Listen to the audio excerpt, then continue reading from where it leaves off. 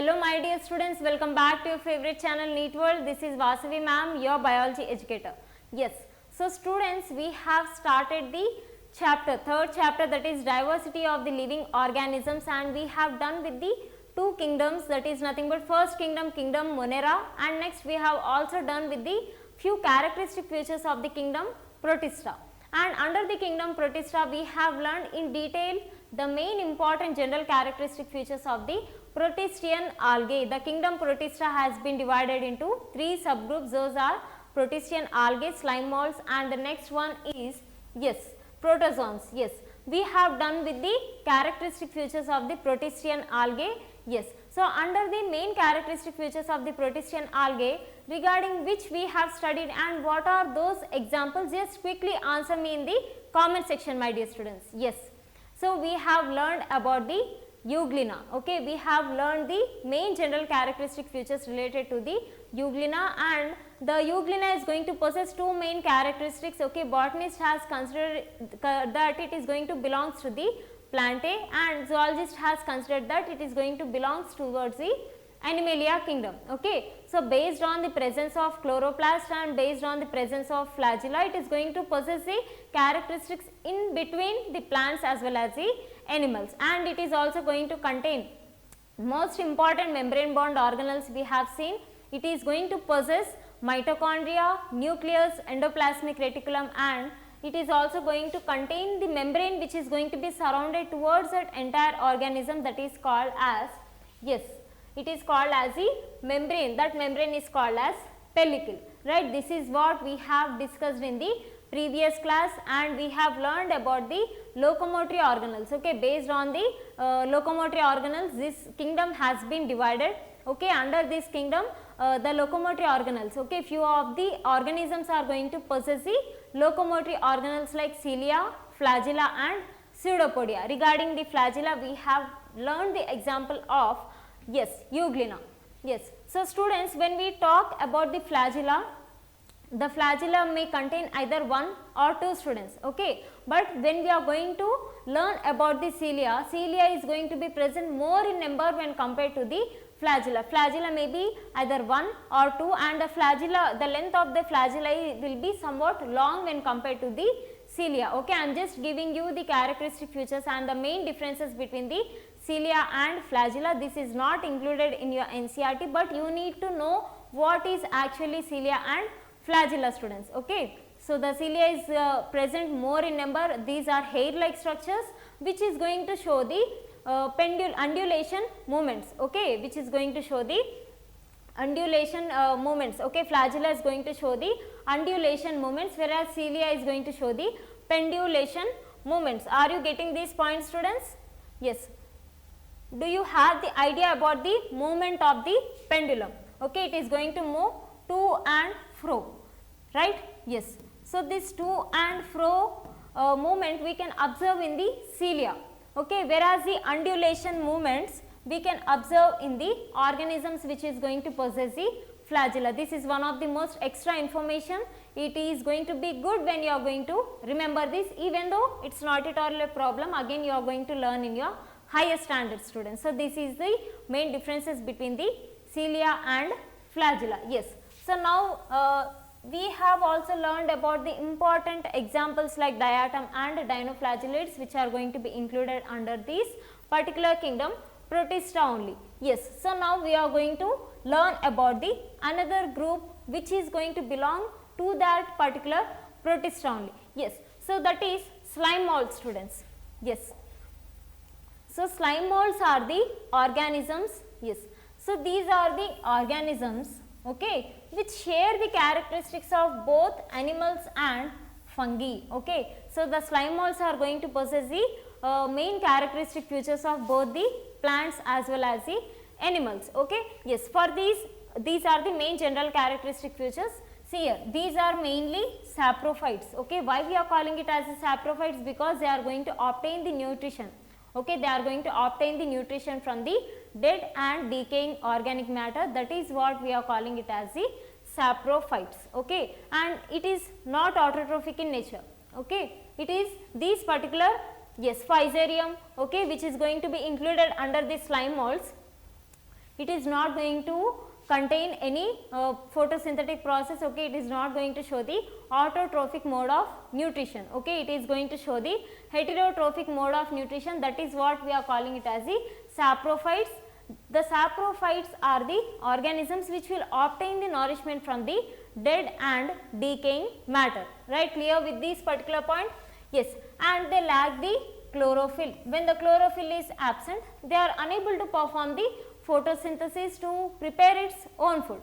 So, hence these are considered in between the animals and fungi.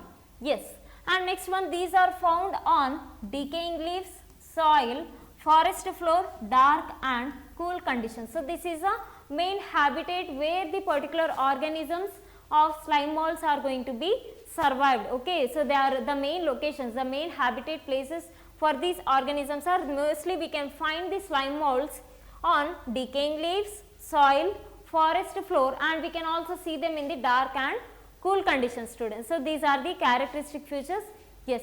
So, remember each and every points, my dear students, and they occur as multinucleate mass of plasmodium. Yes. What does this statement indicates?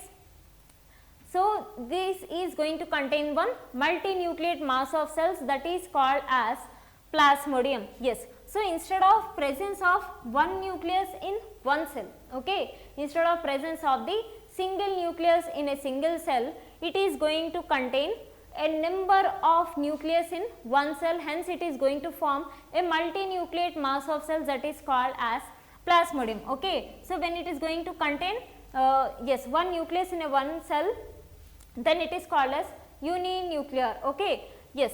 But instead of presence of in this manner, instead of presence of only one nucleus in one cell, this particular plasmodium, okay, the plasmodium is the aggregation of multinucleus, okay, many nuclei are present in the single cell, hence it is called as multinucleate one, which is called as the plasmodium, okay. So, it is going to form the mass of multinuclei, okay, it is going to form the mass of multinucleus, hence it is called as the it is going to form the aggregation. So, that is the reason we are calling it as the plasmodium. And when it comes to the nutrition, students, okay, when we are going to look into the nutrition, it is going to show the holozoic mode of nutrition, okay. Holozoic mode of nutrition in the sense which is going to obtain the solid foods directly, okay, which is going to obtain the solid foods and which is going to ingest the solid foods directly, that may be either organic food materials also, okay. It is going to ingest all the solid organic food materials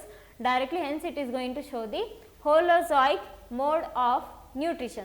Yes, this is all about the main characteristic features of the slime molds, but if you are perfect with only the main general characteristic features of the kingdom Protista, then it is going to be enough to attempt the answer in your board examination, students. But these are the extra information regarding to the slime mold. So, for this is the example for the slime molds Physarum, okay. Actually, they are going to possess the characteristics in between the plants as well as the animals, and these are mainly the saprophytes which are going to live in the moist places, dark places and the cool conditions, and they are going to obtain the food from the dead and decaying leaves, okay. So, in these organisms there is a multinucleate mass of cells, okay. Instead of presence of one cell in the one nuclei, number of nucleus are going to be found in the single cell, hence it is going to form the aggregation of the mass, that is called as plasmodium. When it comes to the nutrition, it is going to show the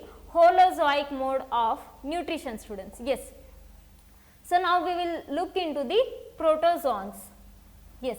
So, protozoans are also the microscopic which are going to be live inside the aquatic, okay, which are going to live inside the water, hence we can also call them as these are aquatic unicellular, okay. These may be either, yes. So, these are aquatic unicellular organisms and they may be either single free living or else in a colonial form also, students. And when it comes to the nucleus, they may be either uninucleate or binucleate, okay. I am just explaining you the few important characteristic features of the Protista of the subgroup protozoan, students. Yes. So, under the protozoans, we will learn about the paramecium and amoeba, okay. When we are going to discuss about these two organisms, these are aquatic and these are unicellular. They may be either uninucleate or binucleate. Okay, we have for learning the example. Okay, flagella is going to be possessed by which organism? Euglena, right? Yes. So now we will discuss about the cilia and pseudopodia. We can find number of cilia which is present around the entire organism. Okay. So actually it is not visible here, but this is the paramecium. Yes. So it is a paramecium which is going to contain the small hair-like structures which is present towards the entire body of the organism. Okay. So that is called as cilia. Okay. Can you see here? So these all are the cilia.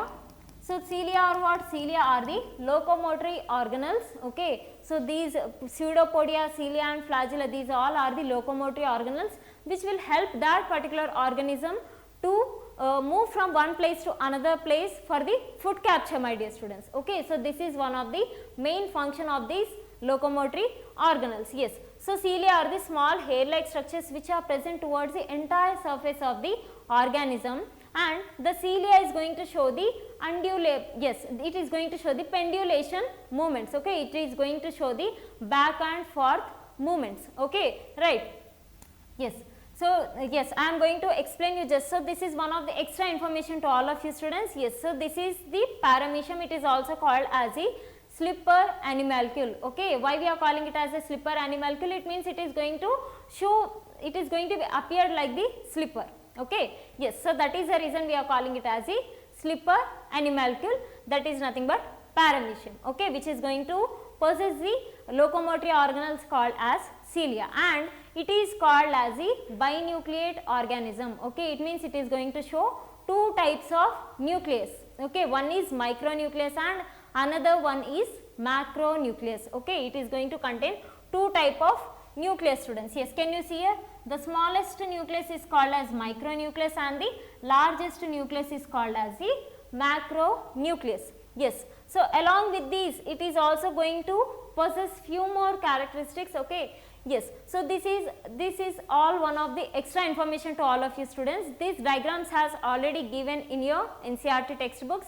Even though I am explaining you few more interesting labeling parts of these particular organism, paramecium. Okay, just always try to learn extra points related to the concept. Okay, it is going to help you to crack any type of the national level or else any type of the state level competitive examinations. Yes.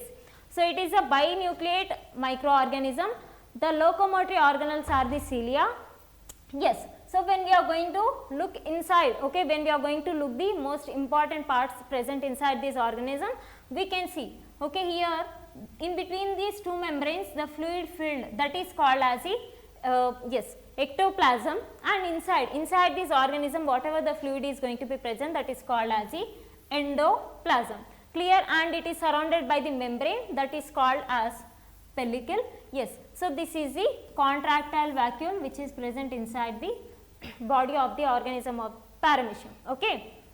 Yes. So these are the food vacuoles. These are the reserve food vacuoles which are prepared by this paramecium. Okay, clear with this particular organism? Yes, clear with this particular protozoan paramecium?